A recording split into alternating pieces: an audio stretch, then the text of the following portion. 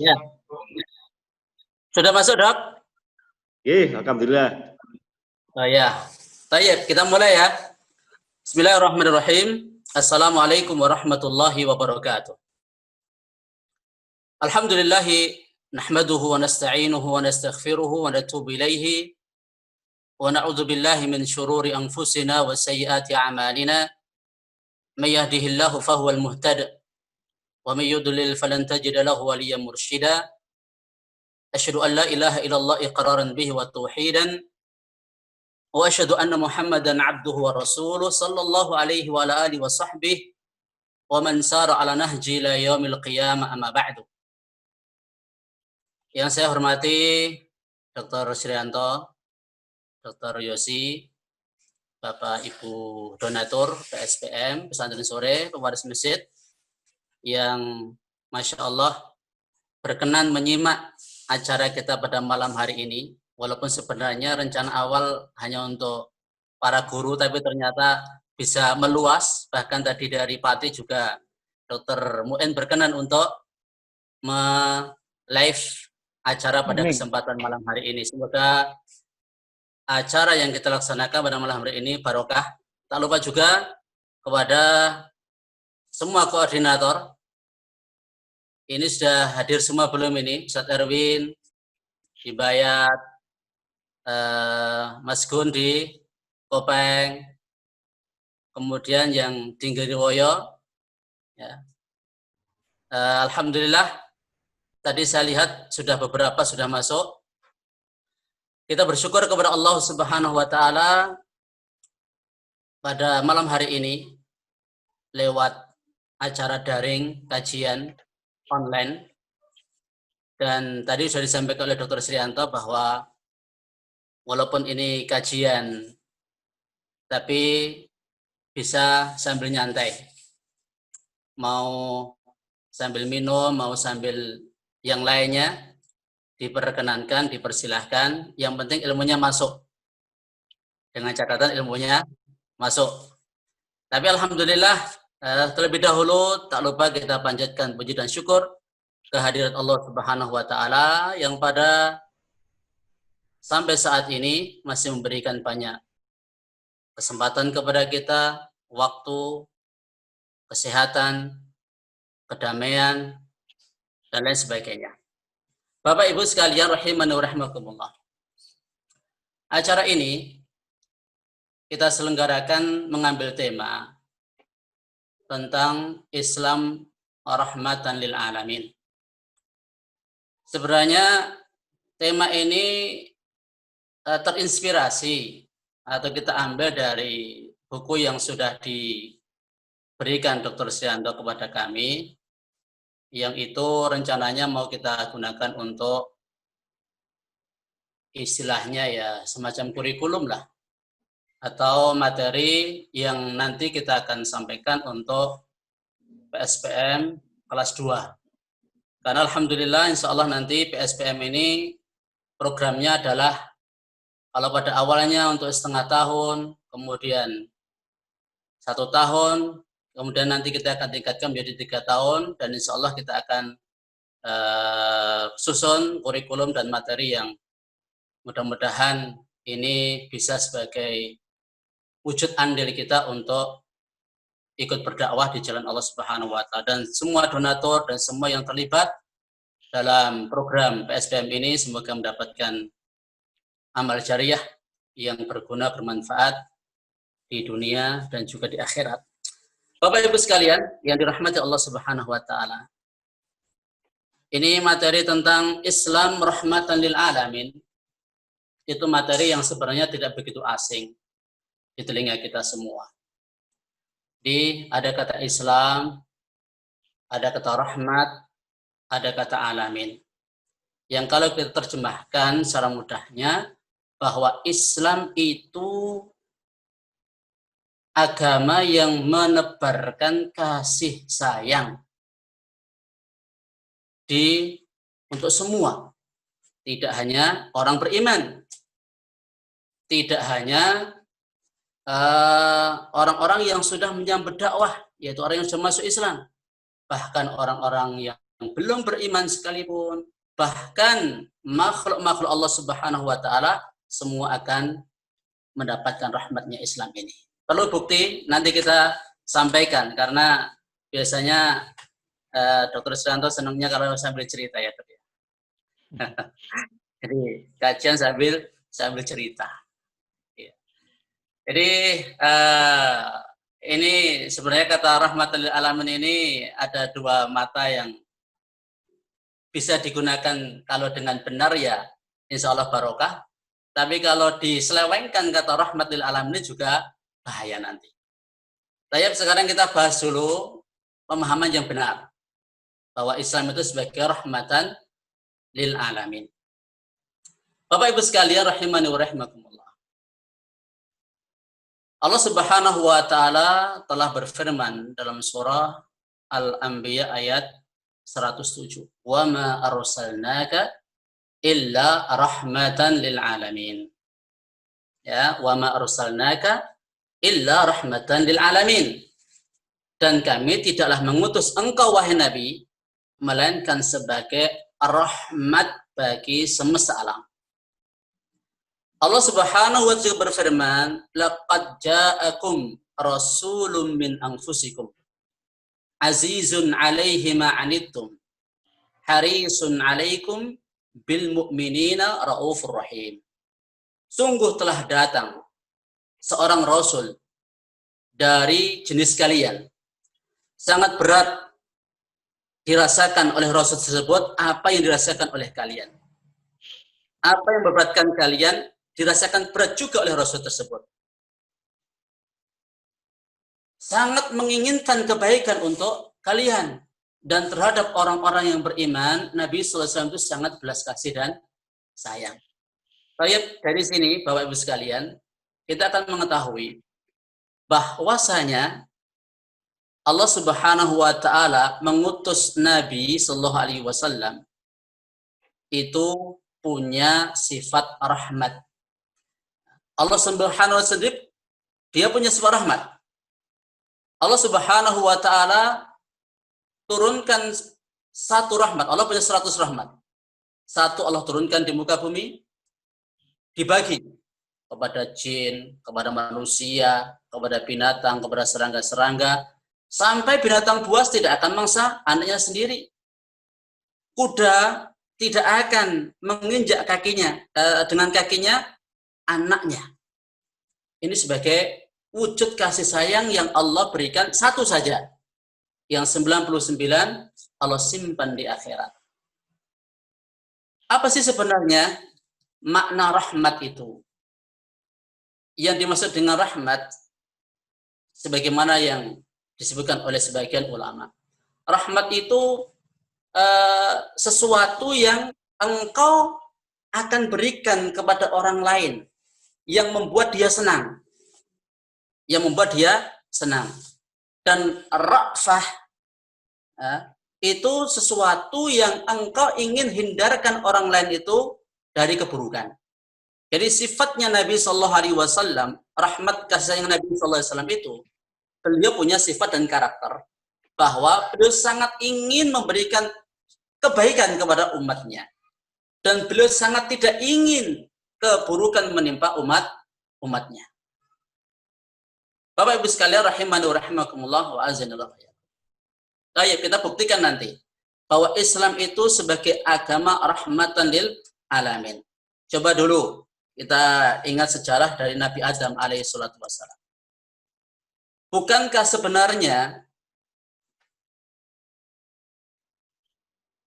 sebenarnya dulu Allah Subhanahu wa taala mengasihi Adam alaihi salatu wassalam kalau mau tunduk taat kepada Allah. Dimasukkan surga dan akan terus berada di surga. Kalau mengikuti agama Allah, maka akan memberikan kedamaian dan kemanfaatan bagi hamba. Buktinya apa? Ketika Nabi Adam tidak mau tunduk taat kepada Allah, akhirnya Allah turunkan ke dunia yang penuh dengan ujian dan bala. Kemudian juga para nabi rasul yang datang setelahnya mereka itu membawa rahmat dari Allah Subhanahu wa taala. Kita belum bahas dulu tentang ajaran-ajaran dari nabi-nabi sebelum Nabi Muhammad. Kita fokus kepada Nabi kita Muhammad SAW serta kasih sayang dibawa oleh Nabi SAW. Dan apa buktinya?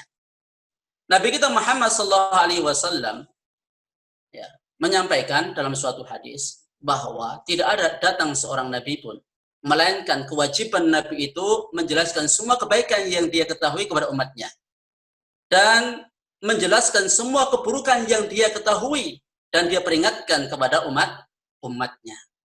Jadi ini kita bicara secara global dulu ya. Kita bicara secara global dulu bahwa rahmat itu intinya Islam itu membawa semua kebaikan bagi umat, ya.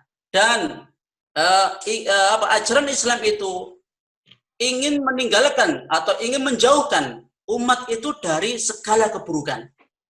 Tidak ada di dunia ini agama yang membawa kebaikan sempurna dan mengajak dan memperingatkan dari keburukan yang sempurna selain Islam. Nanti kita tengok ya, makhluk-makhluk Allah Subhanahu wa taala yang mendapatkan rahmat dan kasih sayang dengan diutusnya Rasulullah SAW. Hatta itu orang kafir, hatta itu orang munafik, hatta itu hewan-hewan, semua mendapatkan belas kasih sayang dari ajaran yang dibawa oleh Rasulullah SAW. Baik, kita setelah tahu globalnya, kita akan rinci satu demi satu bentuk kasih sayang yang nyata yang dibawa oleh Rasulullah SAW. Kita tengok dulu, sebelum Nabi SAW diangkat menjadi Rasul, bagaimana kondisi Arab? Kondisi Arab, kalau kita tengok di wilayah Syam, ya, di kekuasaan Romawi, mereka beragama mayoritas Nasrani. Karena kaisarnya adalah Kaisar Romawi yang beragama Nasrani. Kemudian di daerah Persia, ya, yang sekarang itu Iran, banyak yang beragama Majusi, penyembah api. Kemudian di Habasyah, ya, di sebelah timur, itu beragama Nasrani. Kemudian di Yaman, ketika itu juga beragama Nasrani, kemudian menjadi awalnya Nasrani, di bawah kekuasaan Habasyah, kemudian menjadi setelah peperangan Gajah berubah menjadi wilayah kekuasaannya Persia. Dan di Arab ketika itu Nabi Shallallahu Alaihi Wasallam diutus oleh Allah Subhanahu Wa Taala. Kondisi Arab ketika itu beragama paganisme, yaitu menyembah berhala. Allah Subhanahu Wa Taala jelaskan dalam Al-Quran bagaimana kondisi Arab ketika itu, ya. Wa kuntum ala syafa hufratin minan nar fa anqadhakum minha. Kalian sudah berada di tepi jurang neraka, lalu Allah selamatkan kalian dengan diutus Nabi Muhammad. Coba, ya, manusia di zaman dulu kalau tidak diutus Nabi Muhammad SAW, mereka itu sudah berada di tepi.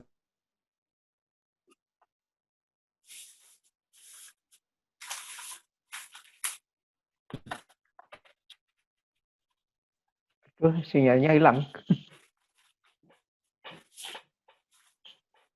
Nah, Ustaz Yusuf mendapatkan hidayah. Yang tadinya dalam ya, tadi sinyalnya sempat hilang. Sempat berhenti tadi, Ustaz. Koneksi saya putus. Oh ya. Monggo dilanjut. Ini sudah mulai masuk. Sudah masuk. Iya. Pripun Bapak Ibu, masih bisa dengar ini suara saya? Ya, udah dengar, Ustaz. Masih. Iya. Ya, sampai mana tadi ya pelajaran kita tadi?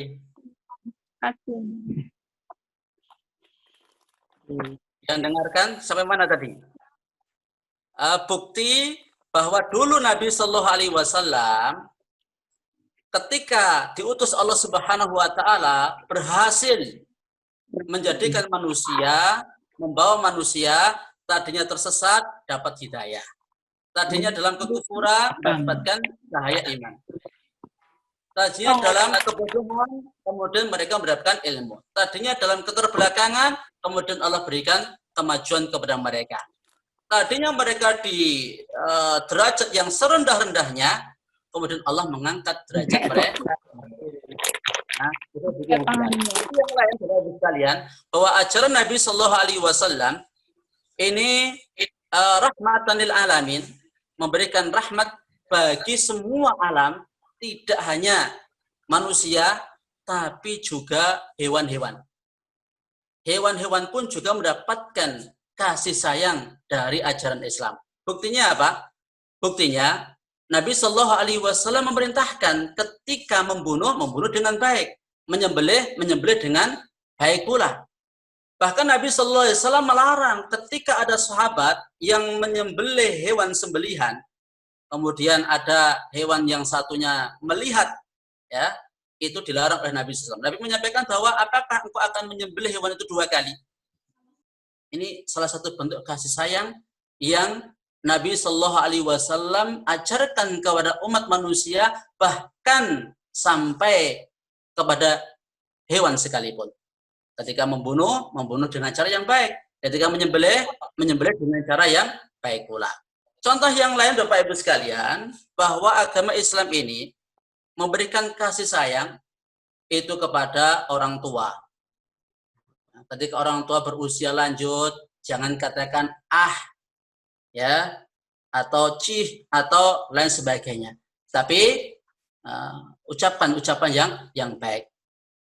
Ya, ucapan-ucapan yang baik. Wa imma yablughanna 'indaka al-kibara ahaduhuma aw kilahuma fala taqul lahumā uff wa la tanharhuma, ya, wa qul lahumā qawlan karimah. Jadi ketika usia orang tua lanjut dalam pemeliharaan kamu, salah satunya atau dua-duanya, jangan katakan atau cih, ya, atau yang kalimat-kalimat yang semisal. Ucapkan ucapan yang baik, yang lemah lembut kepada kedua orang tua. Demikian pula Rasulullah SAW mengajarkan perbuatan rahmat kasih sayang kepada istri, kepada suami. Nabi SAW mengajarkan la yafraq mu'minun mu'minatan in kariha minha khuluqan radiya minha akhar. Janganlah seorang mukmin laki membenci mukmin perempuan. Kalau seandainya ada salah satu sifat karakter dari mukmin perempuan tersebut, dalam hal ini bisa di istrinya atau yang lain, maka pasti dia akan dibuat senang oleh akhlaknya yang lain. Ya, ini bentuk kasih sayang Nabi Shallallahu Alaihi Wasallam, menilai sesuatu dan mengajarkan kepada umatnya supaya apa? Bersikap lemah lembut kepada sama manusia. Dalam hal ini termasuk kepada keluarga istri kita. Demikian pula kepada anak-anak kita. Rasulullah SAW mengajarkan kasih sayang kepada anak-anak kita. Nabi SAW pernah melihat sahabat yang ketika itu Nabi SAW mencium kepala anak kecil. Kemudian ada sahabat yang dia mengatakan, saya punya 10 anak, tapi saya tidak pernah mencium anak-anak saya. Maka Nabi SAW memperingatkan sahabat tersebut bahwa siapa yang di hatinya tidak ada rasa kasih sayang, maka dia tidak akan disayangi. Atau kama qala Rasulullah sallallahu alaihi wasallam. Ya, Rasulullah sallallahu alaihi wasallam mengajari kita untuk mencium kepala anak. Ini sebagai wujud belas kasih sayang kita kepada anak. Nabi sallallahu alaihi wasallam juga mengajarkan kasih sayang kepada tetangga. Bahkan Nabi SAW mengingatkan, la yu'minu ahadukum. Tidak sempurna iman seorang di antara kamu hingga dia memuliakan tetangganya. Hatta yukrim jarahu, hingga ia muliakan tetangganya. Bahkan Nabi mengajarkan kepada wanita-wanita muslimah, janganlah kamu malu untuk memberikan sedekah kepada tetanggamu meskipun bifirsi nasatin, meskipun dengan kikil kambing. Kalau di tempat kita kikil kambing itu enak ya. Kalau di Nabi mengumpamakan dengan kikil kambing itu menunjukkan sesuatu yang rendah. Ketika itu, walaupun memberikan segitu kepada tetangga, jangan malu. Ini bentuk bagaimana ajaran Islam ini mengajarkan kasih sayang kepada tetangga. Bahkan Nabi Sallallahu Alaihi Wasallam mengingatkan kepada para sahabat saat ada yang menceritakan ada seorang wanita yang dia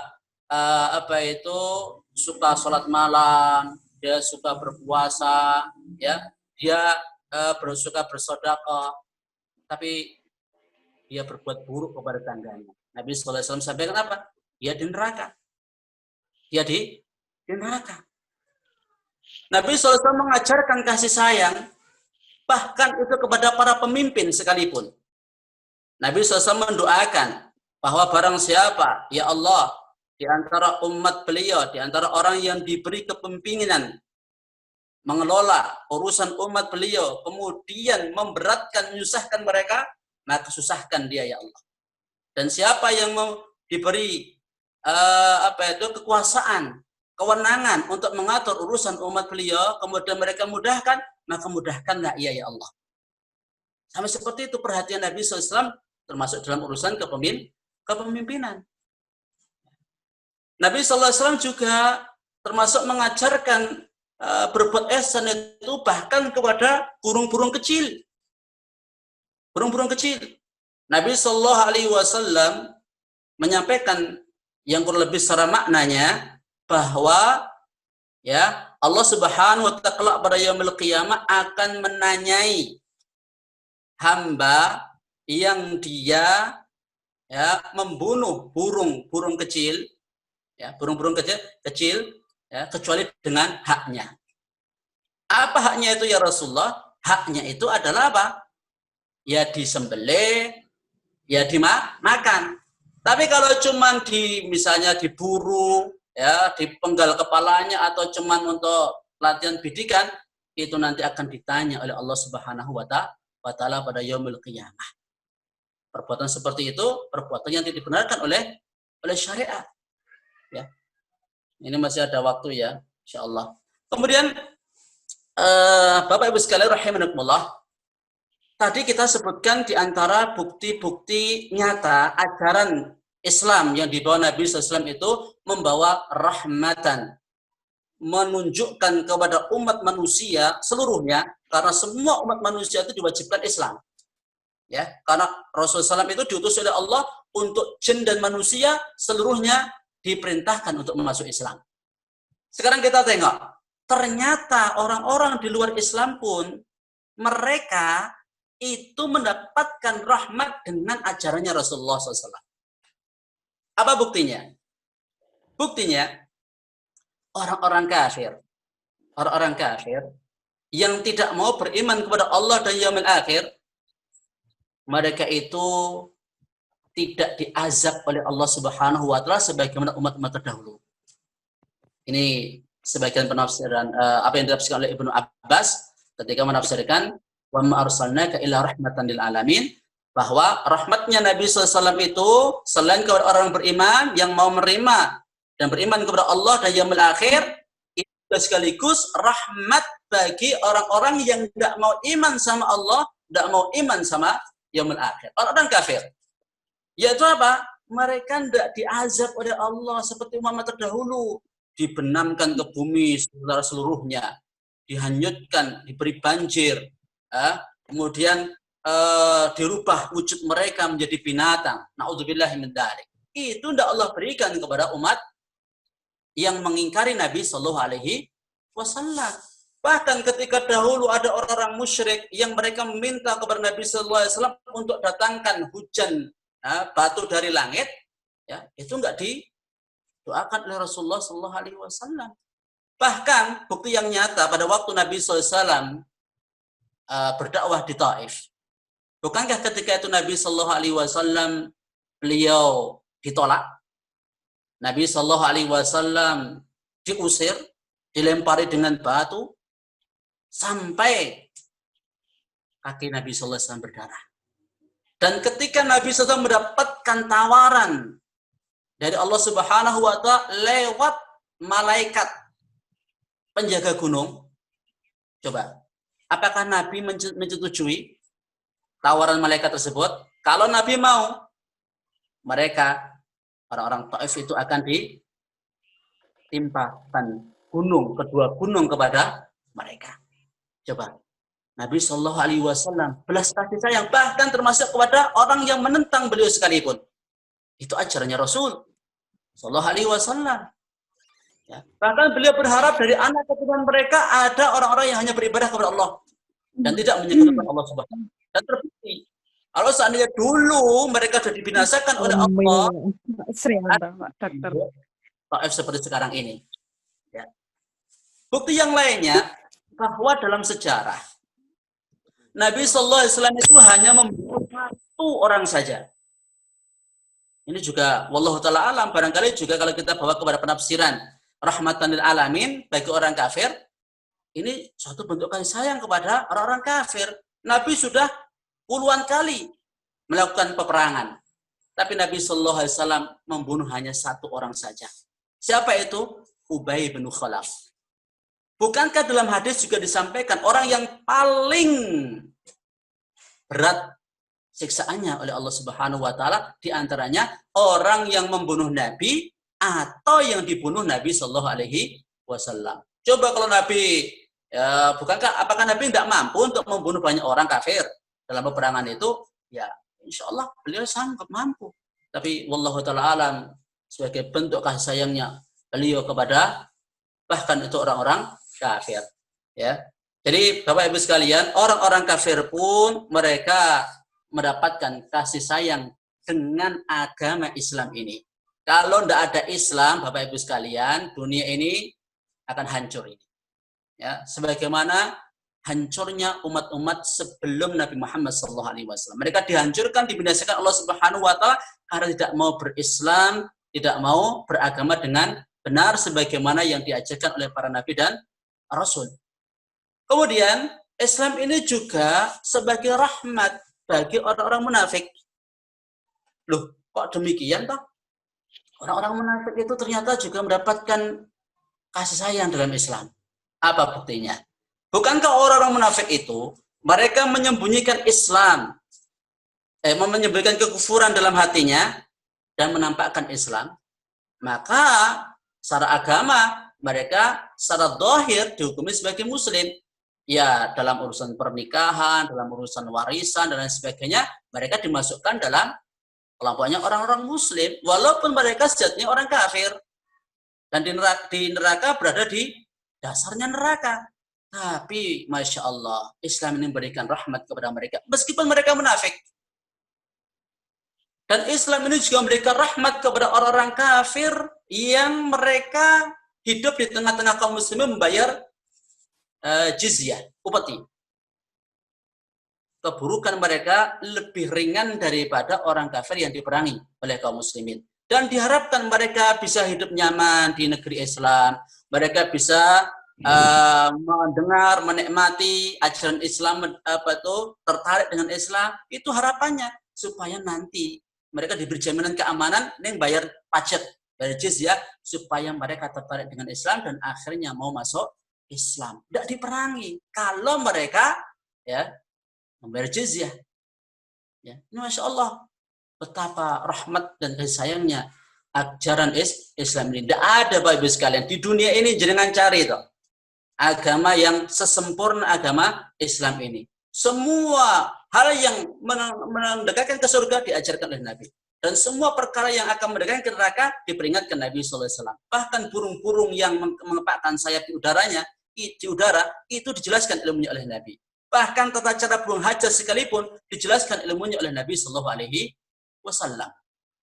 Ya, mengingat waktu yang tinggal sedikit, ya, saya tutup dengan pemahaman yang menyimpang, pemahaman yang keliru berkaitan dengan rahmatan lil alamin.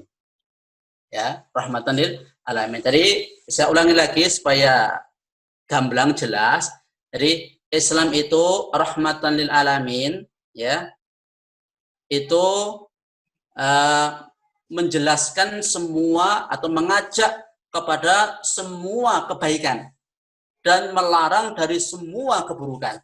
Kalau orang mau Islam, bakal bahagia dunia akhirat. Kalau nggak mau Islam, sengsara dunia dan akhirat. Singkatnya seperti itu. Singkatnya seperti itu. Dan mengatur hubungan manusia dengan Allah dan mengatur hubungan antara manusia dengan sesama mereka. Kalau hidup manusia itu tidak memperhatikan dua sumbu ini, nggak peduli sama Allah, nggak peduli sama sesama makhluk, maka akan ciloko. Ya, demikian pula Kalau hanya peduli sama makhluk, nggak peduli sama Allah, juga ciloko. Pokoknya dua-duanya harus diperhatikan kalau kita itu berislam. Selanjutnya, tentang pemahaman yang keliru. Bukan berarti Bapak Ibu sekalian, makna rahmatan lil alamin itu kemudian kita berkasih sayang dengan orang kafir. Ya, toleransi dengan mereka. Dalam arti toleransi dalam hal ini adalah membenarkan agama mereka, bersama-sama beribadah bersama mereka, ya. Itu salah. Itu salah. Itu bukan makna rahmatan lil alamin. Kemudian kita harus bergandengan tangan dengan mereka dalam ibadah, dalam akidah, keyakinan. Bukan seperti itu. Ya, itu salah. Rahmatan lil alamin itu ada batas-batasnya. Jadi perlu diperhatikan bahwa selain Islam itu memberikan belas kasih sayang, juga tegas. Ya, asyidda'u 'alal kuffar ruhama'u bainahum. Bersikap keras tegas kepada orang-orang kafir dan berkasih sayang kepada sama mukmin. Jadi kita dalam masalah prinsip, dalam masalah keyakinan, dalam masalah akidah tegas kita.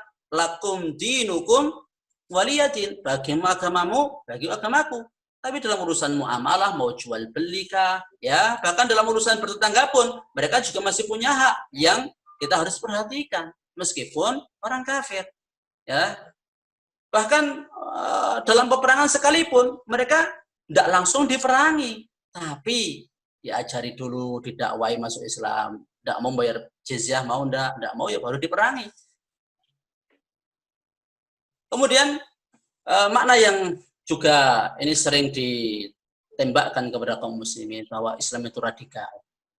Islam itu mengajarkan kekerasan, Islam itu senangnya perang, ya, dan lain sebagainya. Itu juga tidak benar itu.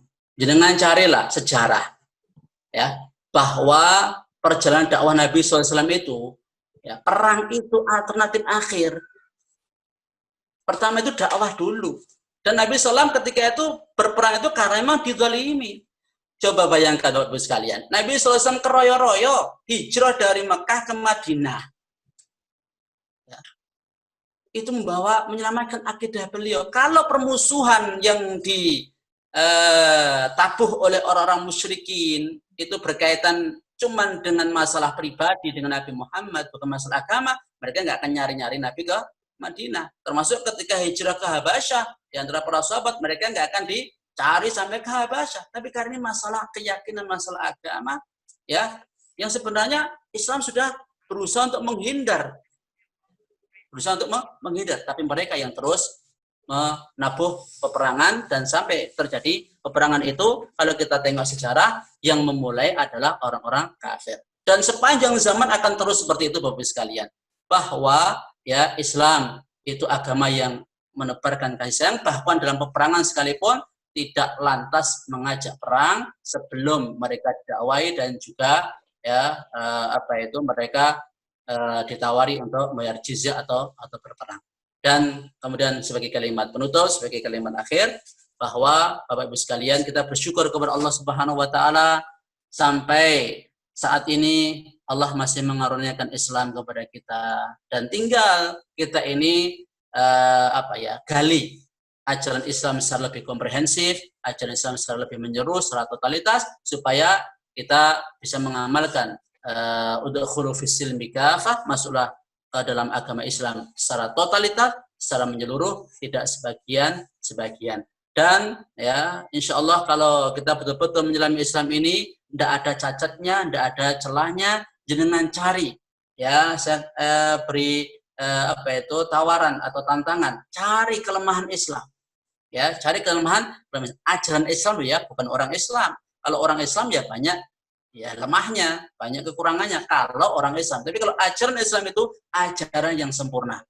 Ya, ajaran yang sempurna, yang dengannya alam ini tetap eksis. Ya. Yang dengannya jin, manusia, malaikat, dan semua elemen-elemen yang ada dalam semesta ini, mereka bisa bersinergi, bisa berkesinambungan, itu kalau ya mereka tetap berpegang teguh di atas Islam. Dan kiamat akan terjadi bila mana di muka bumi ini sudah tidak disebut lagi Allah. Tidak ada lagi Islam yang jalankan. Wallahu taala a'lam bishawab. Semoga ini sebagai pencerahan kepada kita semua dan tambahan ilmu ya bagi yang belum mengetahui bahwa inilah yang dimaksud dengan Islam rahmat alam, rahmat kasih sayang, yang baik, melarang dari yang buruk, bermanfaat bagi jin dan manusia yang mau mengikuti agama Islam.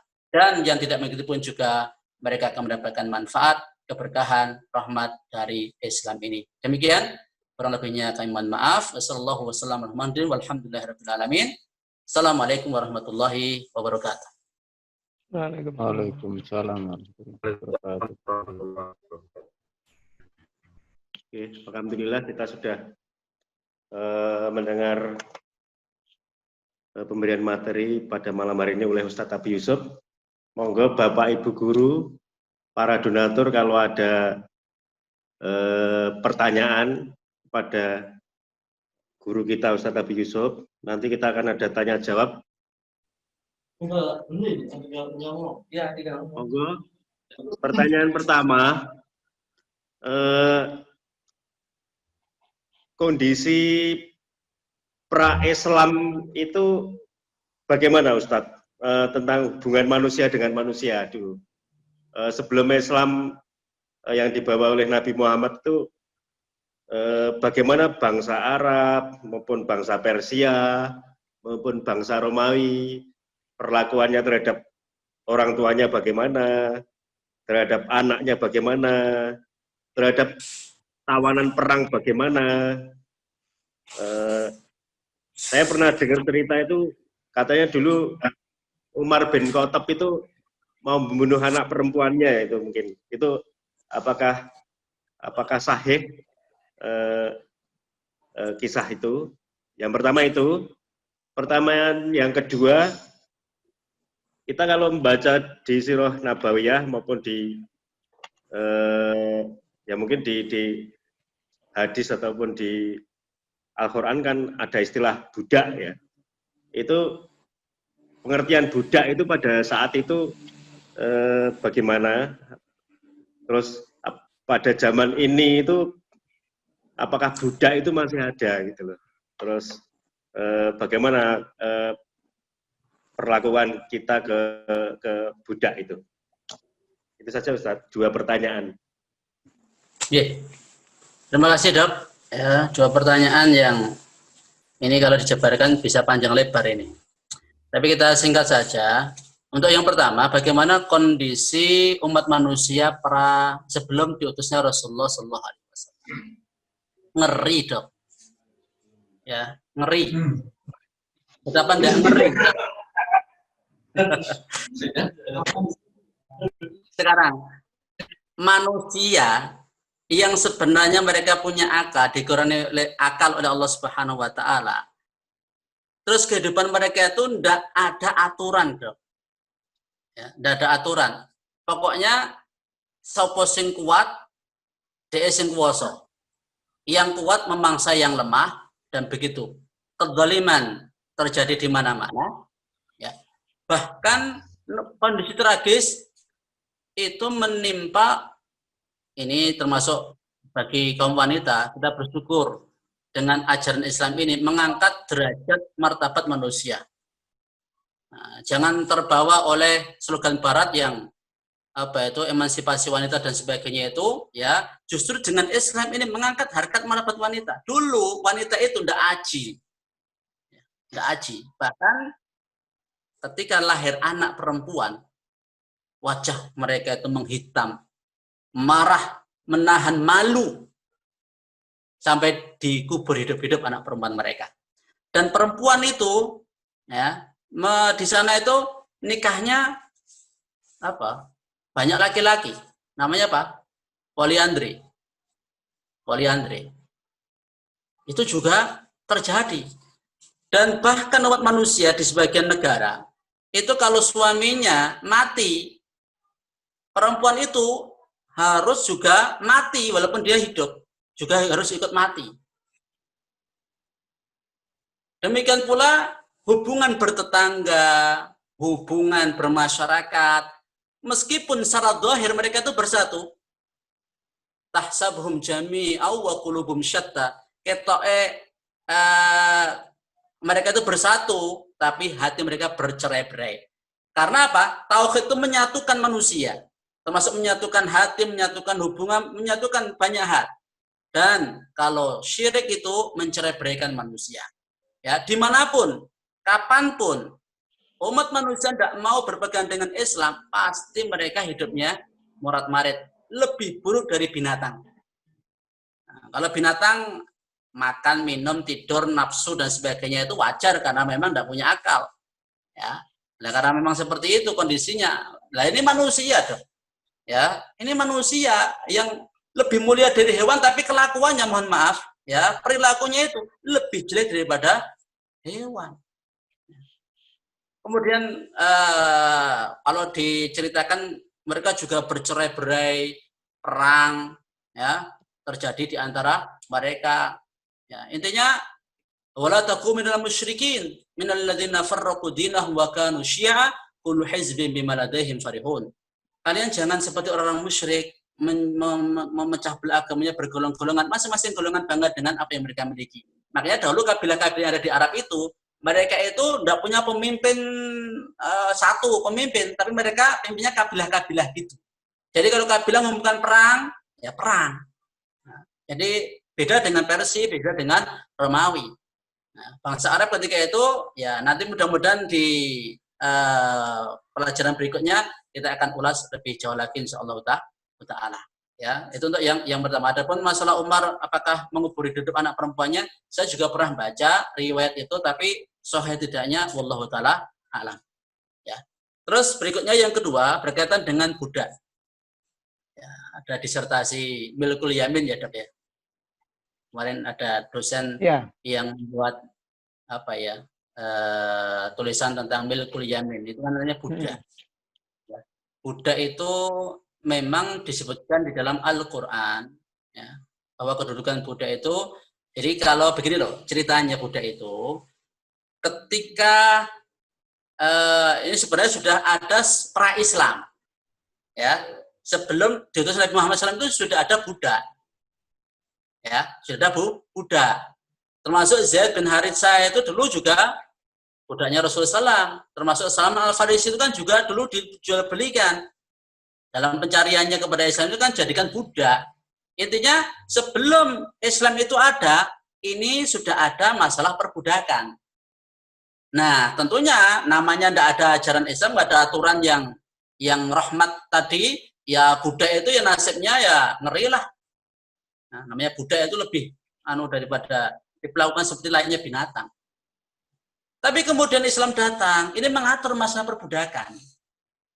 Bukan meniadakan, ketika itu bukan ditiadakan secara totalitas, tapi diatur bagaimanakah hukum-hukum masalah perbudakan, ya, kemudian masalah ummul walad, ya, nanti kalau lahir, ya, misalnya majikan berhubungan dengan budak perempuannya, kemudian lahir anak, itu namanya itu nanti hubungan ummul walad dan sebagainya, itu diatur sedemikian dalam Islam. Sampai seperti itu, Dok. Karena apa? Sudah ada perbudakan ketika itu, sehingga Islam pun mengatur masalah perbudakan, ilmunya dijelaskan.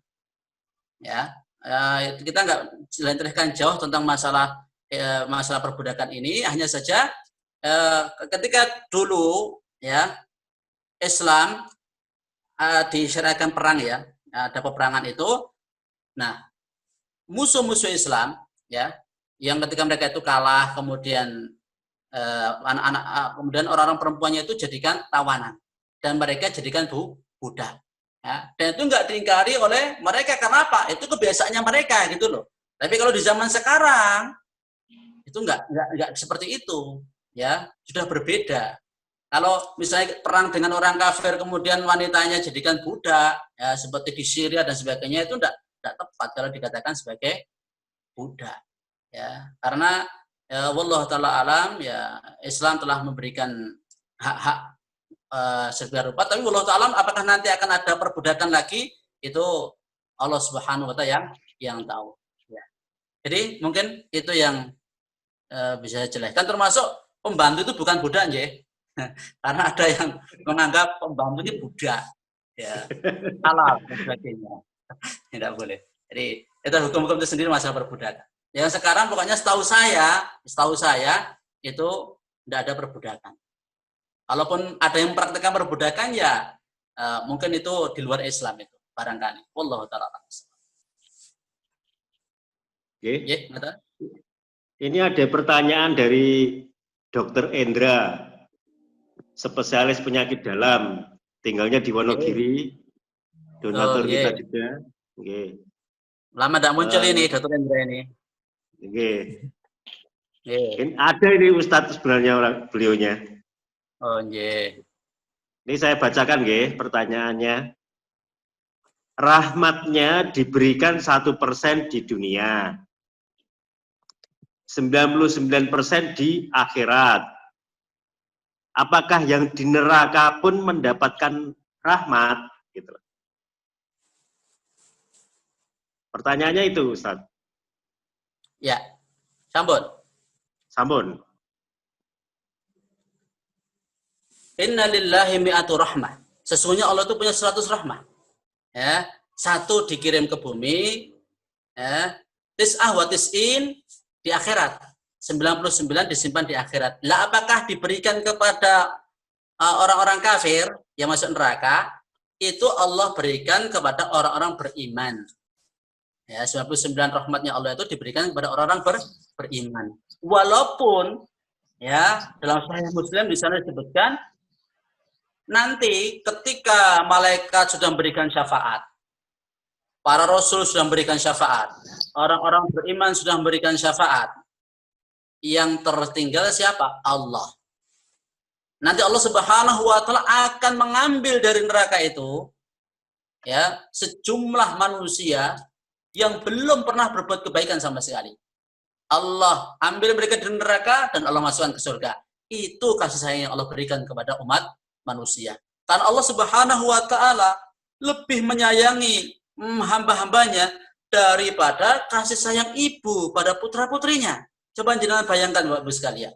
Ya, tentunya sifat-sifat Allah itu tidak boleh kita misalkan ya. Tapi ini untuk mendekatkan kepada pemahaman Allah, kasih sayangnya Allah itu melebihi kasih sayang ibu kepada putra-putrinya.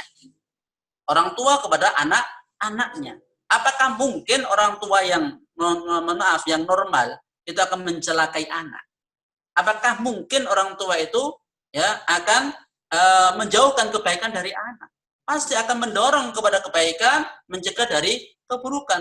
Bahkan dalam sebuah hadis yang sahih Nabi SAW menjelaskan kepada para sahabat ketika Nabi menginspeksi tawanan-tawanan perang, di sana ada seorang wanita yang nyari-nyari setiap ada anak kecil dia susui. Setiap ada anak kecil dia susui. Karena apa? Saking sayangnya kepada anak. Dia terpisah dengan anak sehingga dia cari-cari. Kalau ada anak kecil dia susui. Terus Nabi SAW tanya kepada para sahabat, bagaimana menurut kalian? Apakah mungkin ibu ini akan melemparkan anaknya ke neraka? Ya, tidak mungkin. Kasih sayang Allah kepada hamba-hambanya melebihi kasih sayang ibu ini kepada putranya. Jadi tentang rahmatnya Allah Subhanahu yang demikian luas tadi ya, tapi ingat selain Allah juga punya sifat rahmat, Allah juga azabnya sangat pedih. Karena ada sebagian orang terutama yang berpemahaman Murji'ah, mereka kegedean pengarap-arap, mereka tidak ibadah tapi berharap surga. Mereka terjerumus maksiat, rina wengi itu mendak maksiat, ning berharap ampunan. Ya itulah yang ya, salah mengaplikasikan dan memaknai tentang rahmatnya Allah Subhanahu wa taala. Ringkasnya di akhirat ya 99 rahmat itu Allah berikan kepada orang beriman walaupun tidak menutup kemungkinan itu hanya Allah Subhanahu wa taala untuk merahmati orang-orang kafir, tapi kemudian jangan ngarepke, wah engkau mlebu neraka ya ora apa-apa lah. Oh ya muga-muga aku ya dilepas ke Allah Subhanahu wa taala ya. Jangan seperti itu. Ya, kita tidak tahu ya. Wallahu a'lam bishawab. Demikian, Dok. Ini masih ada waktu sekitar 12 menit ya. Monggo kalau ada pertanyaan. Tanya Ustadz. Assalamualaikum warahmatullahi wabarakatuh. Mau nanya, kalau misalnya prosesnya pembagian kurban, daging kurban begitu. Misalnya Mbak Widi, ada perkenalan dulu, mohon maaf. Oh, Nyebut maaf. nama dulu dan Iya, saya Widi Astuti dari Salatiga. Ini berkaitan dengan daerah Kopeng itu kan banyak muslim dan non muslim begitu. Nah, kalau pembagian daging kurban itu kadang kan panitia agak bingung juga, misalnya ada non muslim kurang mampu, sementara ada muslim agak mampu. Ini yang lebih diutamakan pembagian kurbannya ke muslim mampu atau non muslim kurang mampu. Begitu juga misalnya kayak Mas Guni itu kan sering bagi beras. Tiap bulan itu kan ada donatur beras dibagikan juga. Lah itu misalnya ada dua pilihan seperti itu, yang diutamakan yang mana? Terima kasih. Wassalamualaikum warahmatullahi wabarakatuh. Ya. Jadi ini dalam masalah muamalah ya. Dalam masalah muamalah, kita bermuamalah. Ini kayaknya dalam hidup bertetangga di masyarakat kayaknya ini. Konteks yang ditanyakan ini. Bukan luar kota ya. Ini konteks bertetangga. Maka kita tengok tetangga kita itu kan macam-macam ya. Ada yang dia itu muslim, saudara kita haknya 3. Hak sebagai saudara, sebagai muslim, hak sebagai tetangga. Kalau dia muslim, tidak ada hubungan saudara, maka haknya 2. Hak sebagai muslim, hak sebagai tetangga. Kalau dia sebagai tetangga kita, non-muslim, bukan saudara, haknya 1. Hak sebagai orang non-muslim. Kemudian, dalam masalah kita berbuat kebaikan, tapi kita harus paham dulu bahwa untuk korban itu boleh diberikan kepada orang non-muslim. Untuk takliful qulub, melunakkan hati mereka. Nah, permasalahannya bagaimana kita mengalokasikan barang ego sidik ning ya tepat sasaran. Ya, syukur KBKB nggih. KBKB oleh ngono ya alhamdulillah. Tapi kalau cukupnya cuma 1, tidak cukup dengan yang lain itu bagaimana? Nggak tahu yang ditanyakan. Kalau cukup semuanya itu alhamdulillah itu yang diharapkan. Tapi kalau harus suruh merojihkan, memilih mana yang lebih baik, lebih aslah, lebih tepat, ya kita tengok. Misalnya kita punya hitung-hitungan ya. Ini muslim, ini non muslim. Sama-sama tetangga, dekat dengan kita. Misalnya ya, saya tidak tahu konteks persisnya seperti apa. Kita taruhlah seperti itu, dekat dengan kita. Terus yang satu sudah orang yang mampu, yang satu dia orang non muslim tapi tidak mampu. Kalau seandainya ya orang muslim ini orang yang paham dengan agama, dengan syariat. Kalau seandainya nggak dikasih orang apa istilahnya orang rasain yang buri, ya dia paham ya atau ya disampaikan juga tidak apa-apa. Ini kalau seandainya diberikan kepada dia untuk melunakkan hatinya, apakah Anda setuju atau tidak? Ya, tapi kalau sama-sama orang awamnya, ya, ya kita afdolnya berikan kepada orang muslim. Ya, kecuali kalau dia ya mengutamakan untuk yang non muslim. Ini makanya pentingnya saling pengertian antara sama muslim di situ gitu loh.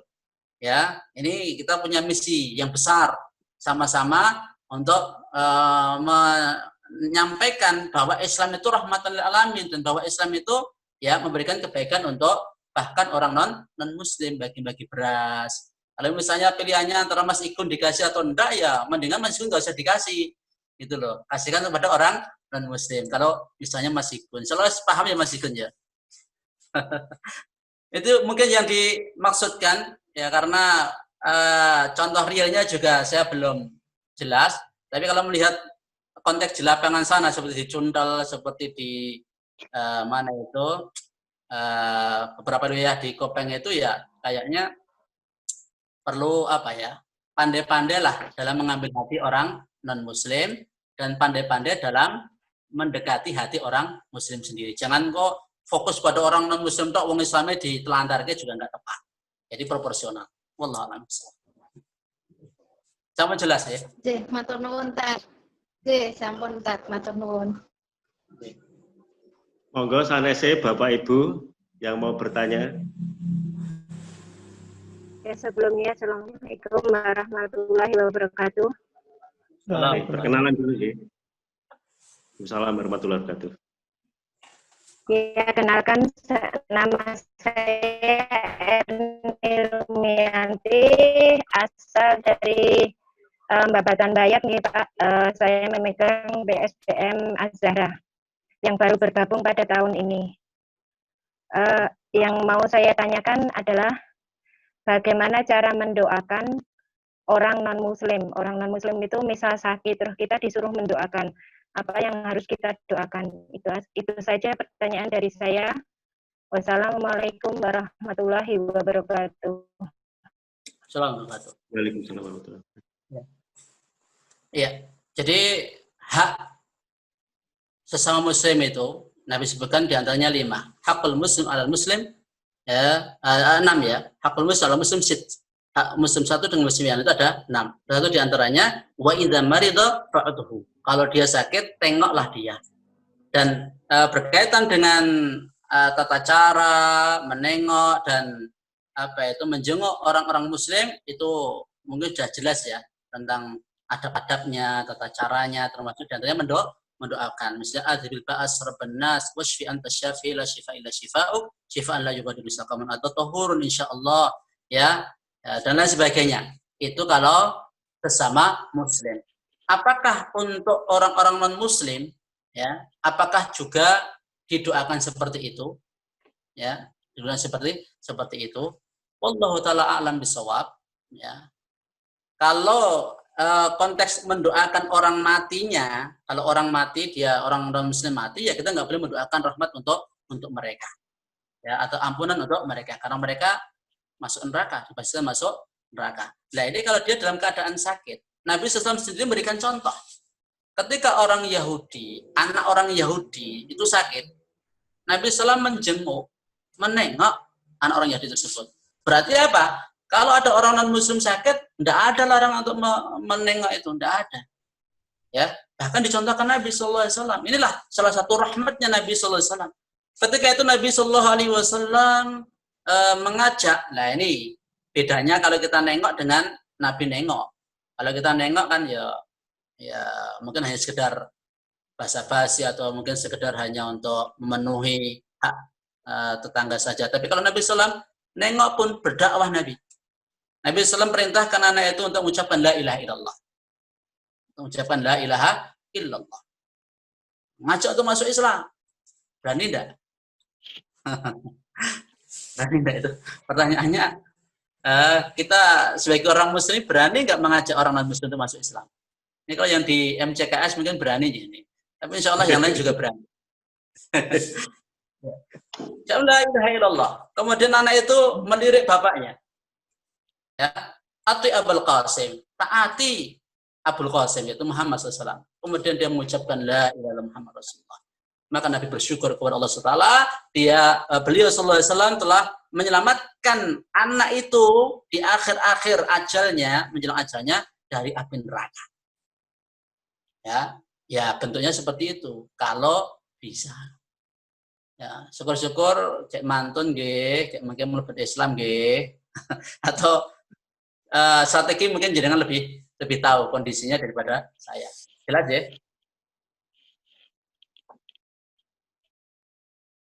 Nggih, Bapak Ibu kayaknya dari Kopeng mau tanya nggih, Kopeng. Assalamualaikum Ustaz. Nggih, monggo. Waalaikumsalam warahmatullah. Halo, Assalamualaikum. Waalaikumsalam warahmatullah. Anak Toib Ustaz dari Kopeng Ustaz. Naam. Ya, mau tanya Ustaz. Adakah batasan usia kita itu mencium anak kita Ustaz? Terutama itu anak perempuan. Itu yang pertama. Kalau kemudian yang kedua, kalau misalkan nggak ada batasan, apakah tidak dikhawatirkan ketika mencium anak mungkin yang sudah dewasa itu ada perasaan lain gitu Ustaz? Baik ya di perasaan orang tua atau di anaknya gitu Ustaz. Atau mungkin ketika mencium anak kita itu berbeda dengan mencium dengan istri kita gitu Ustaz. Maafkan Ustaz. Ya, silahkan. Iya, iya. Masya Allah, barakallahu fiik. Ya, ini loh, tanya itu ya, nggak usah malu untuk bertanya. Ya, karena yang Aisyah memberikan apa itu kepada wanita Ansor. Rasa malu mereka tidak menghalangi mereka untuk bertanya. Jadi, Bapak Ibu sekalian, pertanyaannya kan tadi mencium anak, mencium anak perempuan. Nah, ini bukan anak orang lah ya. Kalau seperti yang saya pahami dari konteks pertanyaan ini, mencium anak sendiri, bukan anak orang ya. Kalau anak orang ya hati-hati, apalagi kalau lawan jenis. Ya, ngajak TPA, anaknya diciumi yang perempuan, ya ini tidak boleh. Ya, itu anak orang masalahnya. Ini yang saya bahas ini, yang ditanya ini kayaknya anak sendiri. Ya, anak sendiri ini kan ada yang sudah dewasa, ada yang masih anak-anak, ada yang laki, ada yang perempuan. Nah, kemudian kalau yang laki-laki, ya mungkin tidak ada permasalahan. Karena tadi yang ditanyakan kalau yang perempuan yang lawan jenis. Ya, kalau yang perempuan yang lawan jenis, ya itu kan masih anak kita. Tentunya tadi ditanyakan apakah sama mencium istri dengan mencium anak, ya jelas beda. Tapi nggak perlu dijelaskan ya bedanya di mana. Tapi yang jelas beda. Ya, kalau mencium anak perempuan itu bisa di kepalanya, ya, atau di tempat yang itu tidak munculkan birahi. Ya. Tapi masing-masing tahu dan bisa untuk membawa dirinya. Ya.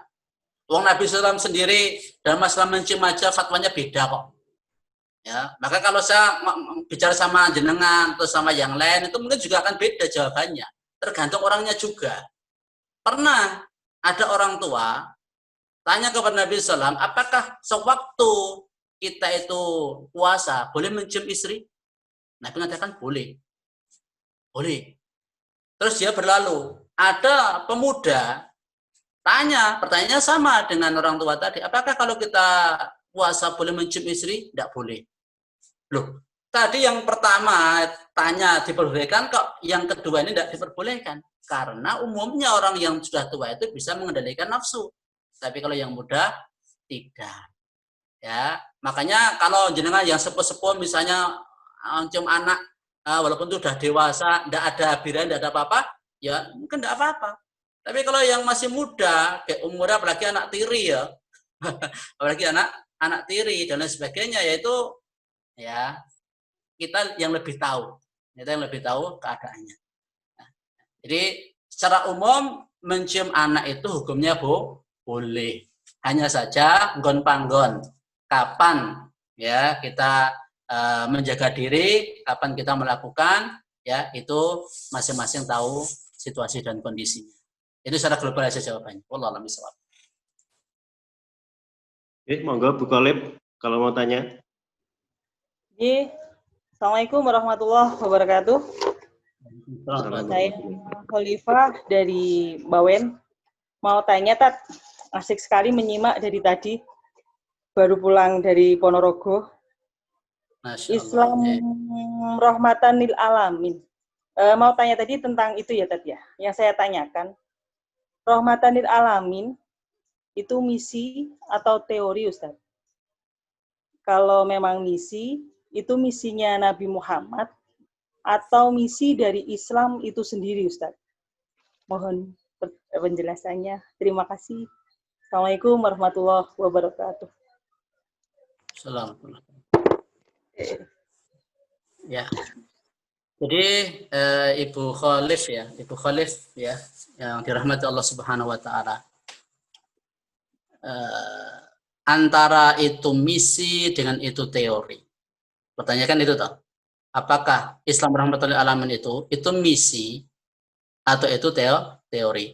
Yang jelas itu ayat Al-Qur'an. Ya. Yang jelas itu ayat Al-Qur'an yang mengatakan wa ma arsalnaka illa rahmatan lil alamin. Kalau kita bicara konteks dalam bahasa Arab, ya, kata ma disambung dengan kata illa itu fungsinya lil hasr, untuk memberikan pembatasan. Dengan arti kata lain, Allah ngutus Nabi Muhammad itu yang hanya untuk memberi rahmat bagi semesta alam. Hanya untuk pembatasan ya. Tidak ada yang lain. Hanya untuk memberikan rahmatan lil alamin. Nah, rahmatan lil alamin tadi kan konteksnya sangat luas. Artinya sangat luas. Termasuk mengajarkan tauhid itu rahmatan lil alamin. Itu kan inti dakwahnya Nabi SAW dan nabi-nabi yang sebelumnya. Rahmatan lil alaminnya termasuk diantaranya dakwah tauhid itu bentuk rahmatan lil alamin. Kenapa rahmatan lil alamin? Ini agak saya ulas karena ini jangan tanya tentang masalah bahasa ya. Jadi coba seorang dai seperti Nabi Muhammad SAW sebagai seorang rasul. Beliau itu ketika mau menyampaikan kebaikan kepada umat manusia dan memperingatkan dari keburukan itu, beliau nyari bonggole apa jeneng itu ya, pokoknya sentralnya, pusatnya diambil dulu. Apa itu? Tauhid, ibadah kepada Allah dan tidak syirik. Kalau itu sudah kecekel, yang lain itu aman. Dalam arti apa? Minimalnya kalau orang sudah bertauhid tidak syirik, surga, walaupun mungkin masuk neraka dulu. Itu minimalnya. Itu dakwah Nabi itu rahmatul alamin sampai seperti itu. Dalam memilih tema pun tauhid yang diutamakan Nabi SAW 13 tahun di Mekah loh, mengajarkan tauhid, memberantas syirik. Karena itu kasih sayangnya Nabi. Mendakwahi umat manusia itu dakwah sing kalau mereka mau terima surga janjine. Tapi kalau orang itu ngajak selain tauhid, misalnya kepada sholat, kepada zakat, kepada puasa atau kepada akhlak-akhlak, ya. Tapi kalau akidahnya nggak dibenahi, ya rugi. Ya, jadi seorang dai yang sayang kepada umat itu, yang pertama akan disampaikan itu tauhid. Karena apa? Kalau sudah dapat, jaminannya pasti surga. Tapi kalau sholatnya bagus, puasanya bagus, zakatnya bagus, hajinya bagus, tauhidnya tidak benar, neraka. Itu loh, kasih sayang, ya bisa dua-duanya tadi, bisa masuk teori, bisa termasuk misi, karena rahmat itu luas cakupannya dalam dakwah, dalam muamalah, dalam ibadah, dalam semua hal. Dalam ibadah aja tidak mampu sholat berdiri duduk, tidak mampu duduk berbaring, tidak mampu wudhu tayamum, ya. Nah, jadi inna dina yusrun, agama Islam itu mudah. Ya. Jadi intinya bisa dijawab pahami belum ini sampai sini? Nah, bisa. Ya. Nanti bertahaplah, dikit-dikit nanti nyampe bukit juga nak. Ya. Ya Ustaz, terima kasih. Ya, kayaknya kok waktunya sudah melewati ya. Kayaknya udah nggak ada lagi pertanyaan. Ya, kapan-kapan kita bisa gabung lagi. Terima kasih. Monggo kalau mau membubarkan diri. Terima kasih dari saya. Wassalamualaikum warahmatullahi wabarakatuh. Waalaikumsalam. Waalaikumsalam warahmatullahi wabarakatuh.